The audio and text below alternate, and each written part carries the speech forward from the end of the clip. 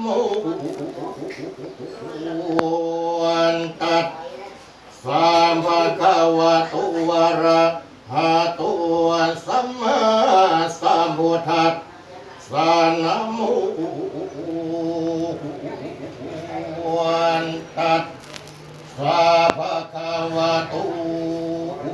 อะระหะโตสัมมา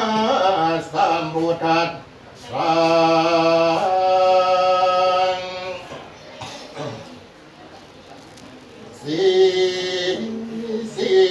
สิทธิหาพนบวรเวนันวิสิอันวิสิ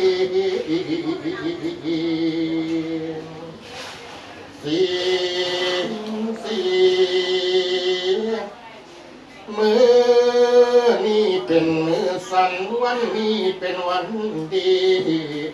เดือนนี้เป็นเดือนสี่ปีละกันแลม13ค่ำวันเสาร์เป็นวันอันพิเศษเป็นวันนั้นพิเศษเป็นวันดีเป็นวันดีตกดีที่มุตตะโชดตกใบนี้แม่นตกไม่จันขันใบนี้แม่นขันไม่แก้วคุณนางพ่อแม่พี่น้องคนได้ตกแต่งแล้วนำมาตั้งวางเอิญเชิญควันตกเครื่องกันพำพร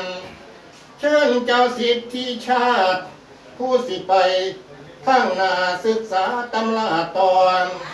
เชิญเจ้าหน้าหนุ่มหน้ามนต์คนกวนอยากเข้ามานั่งใกล้ๆพาควันให้เป็นที่ดูดีเชิญคุณพ่อเชิญคุณแม่เชิญพ่อแม่พี่น้องเพื่อนพ้องมิตรสหายทั้งหญิงชายและสาวบ่าวอยากเข้ามานั่งใกล้ๆพาควันให้เป็นหมู่สลอนสลายทั้งการแทนมีทั้งฝ่ายผู้แขนสุดสายนิ่งจนมุ่นอังทั้งความทั้งอาหารหวานและข้าวเป็นอันรักษาผ้าคอนถูกสิ่งทุกอันมีทั้งผู้พันและมาขี่ฟ้าข้างหีดดามาละหอมเพื่อเอาแต่งข้างหน้าเต่าเขาใส่ผ้าควรพ่อแม่เอ้ยพ่อแม่เอ้ยพันส่วนกันวันเต่าเขาต้มกล้วยบายสี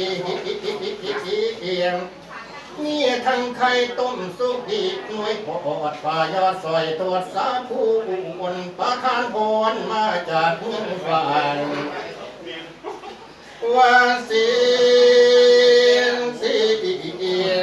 ที่พาพนบวรเวนันวิสิตันวิสิชัยตุภวังชัยมหาสิริมังคลิสัตตาภิความอาคูวังคุณบ่ห่มพันได้คุณแต่งแล้วลูกแก้วเตียงลงมาเป็นผู้เชิญใบสีสืบสานในเมืองมีกว้างนาโคอ่อนวันนี้ปองไฟเป็นชุกไก่โรคเต็มมือชาติพาลงอานุภาพจริงไงเป็นเจ้าจอมมีเมืองแม่นถ้าลงแทนท่านหนักลำมือมีคำคุ้นคุ้ง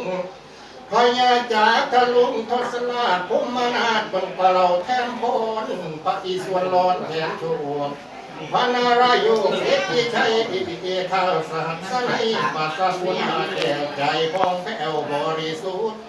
อุตตมโชคอุตตมโยกอุตตมดีทีอุตตมานิธิอุตตมสีพีลาอินทภาพรติยาอังทั้งนวังเจ้าขานกูตั้งเป็นมูยุสอนร้อนอาทิตย์จรน้อยจันเลิกอังคารถึกมา